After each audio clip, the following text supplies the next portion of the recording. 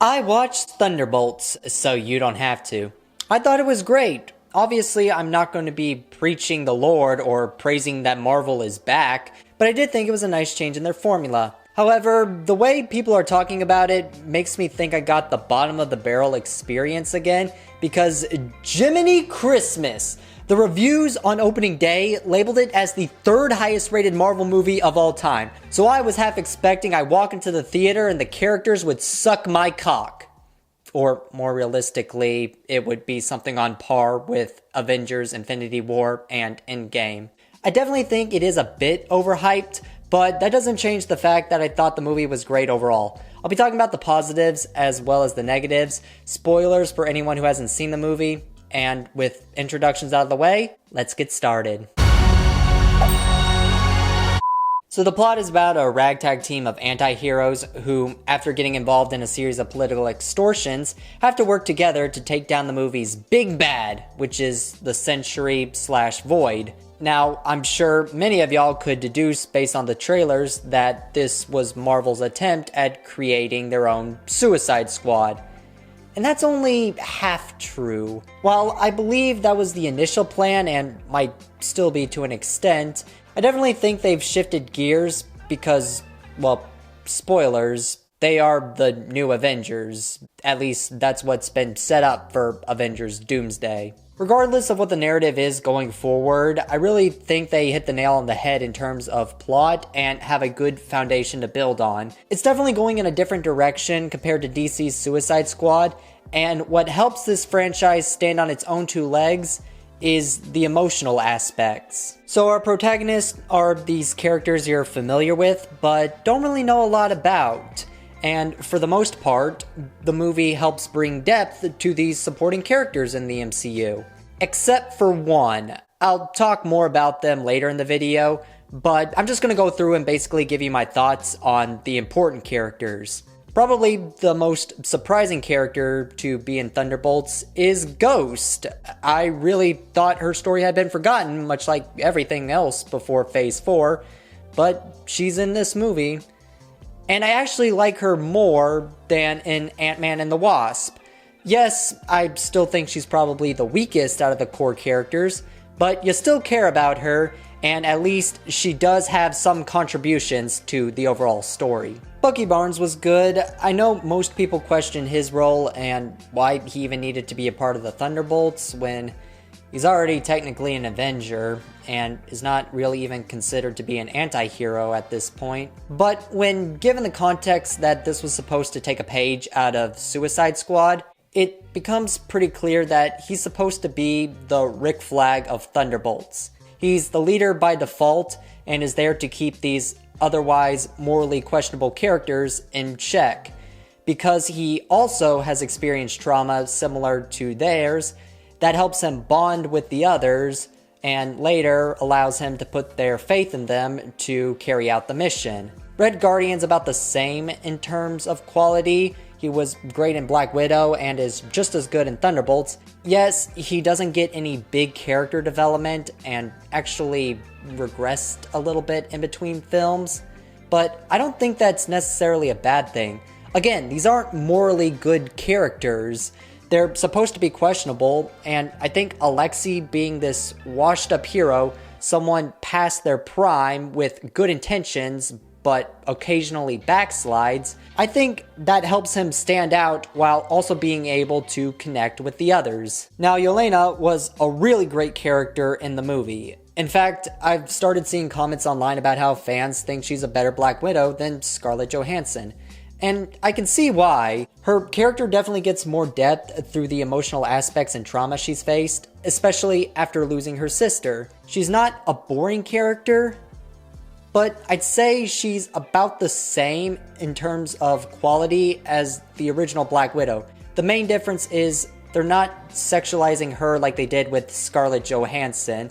Like, I don't know why it feels like they have to pick which aspects to glamorize when bringing these characters to life. You can do both. Getting back on track, yeah, Yelena was great. She's obviously the main character and has a ton of great action sequences as well as emotional moments. But I think the character who gets the most development is Walker.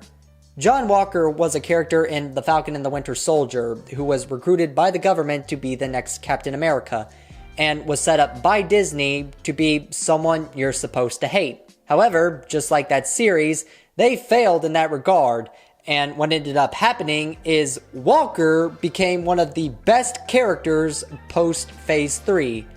He's someone who devoted his life to serving his country, and Thunderbolts gives insight to Walker's life after his cancellation as Captain America. He's desperately trying to get his life back, which led him to becoming a pawn for a corrupt government official. And throughout the movie, we see him go from someone trying to fix what's broken to accepting things as they are and instead do better going forward. And that becomes apparent after seeing his interactions with probably the most interesting character in the entire movie, that being Bob. Bob is the movie's antagonist. He's the Sentry/Void, and I really think he's probably the most interesting character to be introduced to the MCU in a while. Just like the rest of the characters, he's experienced trauma. However, what separates Bob from the rest of the group is how his trauma wasn't caused by his life-altering experience. He had a really rough childhood, which led to him having an adulthood full of depression and drug abuse. And while searching for a reason to live, he took part in a drug experiment that made him the Sentry/Void. When you compare Bob's trauma to the rest of the characters, it's very clear the root of it is something audiences can relate to. Nobody's being brainwashed after being turned into a super soldier. Nobody's survived a quantum explosion that's resulted in their body being disfigured. But there are people who have dealt with an abusive parent or substance abuse. The hardship being the catalyst of Bob's trauma that led to him taking part in a dangerous experiment, rather than the trauma coming from the experiment itself, I believe brought a sense of relatability to what would otherwise be an unrelatable character. And this does proceed to impact the people in his life. Remember how I mentioned John Walker? Well, one of his traits is that he makes fun of Bob by calling him Bobby throughout the movie. But after realizing Bobby was the name his father called him before proceeding to beat him, guess what? He stopped calling him that. You didn't need Sam Wilson out here as Captain America giving a forced speech for characters and audiences to understand this. They just did it. And I think it's little details like this that really show how much effort went into the writing for these characters. Now, I've been singing praises for a while, which unfortunately means it's now time for me to talk about the movie's weak points. Starting with Taskmaster. I hate what they did to this character in Black Widow, as did most fans. So I was shocked they were even in this roster, especially since I'm pretty sure Taskmaster was killed off in Black Widow. But I guess I must be experiencing the Mandela effect because they're alive, and do they get any sort of redemption? No! Everyone who saw the trailer predicted Taskmaster would probably be killed off as a way of showcasing the power of the Void. But it's not even that. Taskmaster dies for no fucking reason. She's such a dog shit character that she didn't even have 5 minutes of screen time. They show up, take a bullet to the face, and nobody cares going forward. Except for Yolanda, who acknowledges she had a rough life. Fucking Slipknot from 2016 Suicide Squad had more screen time and satisfying death than Elena Dreykov's Taskmaster. It was such a stupid adaptation of the character that I bet y'all didn't even notice I botched the alias. I double checked. Her name is Antonia Dreykov. That's how much nobody gives a fuck about this character. Death was the only option, and they couldn't even do that right. Another complaint I have is with the post-credits scene. This isn't necessarily a complaint of the movie itself, but spoilers, it teases the Fantastic Four. And the reason that's a problem is because I made a little prediction about how that movie will end. So I've theorized Galactus wins. Their Earth gets consumed, but in an attempt to stop him, they get sent to the MCU.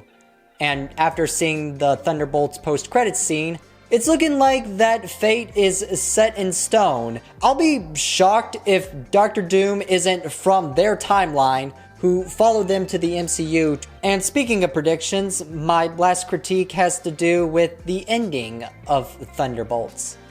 I think it was extremely predictable, because there's no way a group like this could ever beat someone as powerful as the Sentry/Void in a physical fight. So, how do they defeat him? By matching him emotionally. Aforementioned, the movie's narrative revolves around the emotional aspects of its character, with the simple message of "you're never alone." Despite his upbringing and how everything he's experienced from abuse, addiction, depression, this void that's manifesting inside of him, he doesn't have to go through it alone. It's an anime lesson in the power of friendship. There's just no better way of describing it. Obviously, it fits narratively, but still feels unfulfilling how a group hug saved the world. It's not bad at all, but I think the main problem is having the antagonist be someone as powerful as the Void. Recently, it seems like MCU villains get introduced based solely on how powerful they are. We went from Thanos to Scarlet Witch, then Kang and Void, and now Galactus. They keep one-upping the danger without being able to craft a conclusion that's on par. That's part of the reason why I feel like there's no alternative to how the Fantastic Four could end. Having someone as powerful as Galactus get soloed by the Fantastic Four just feels underwhelming. I know I got a little sidetracked, but I wanted to explain how a lot of the negatives with Thunderbolts aren't because of the movie itself, but because it's part of the MCU. This would have worked just as well as a standalone film, but because it's part of a larger cinematic universe, I feel like they didn't really know how to tie everything together. It's very clear executives weren't sure what direction to take the MCU for a while, and have now sort of settled on Thunderbolts leading the path going into Phase 6. Hence why they're now promptly titled The New Avengers. But anyways, that really sums everything up. I really like Thunderbolts, and think it's definitely a movie worth watching. It was satisfying to finally see something that's a bit different than what we're used to with Marvel, and I hope they continue to experiment going into Phase 6. That's really about it. So,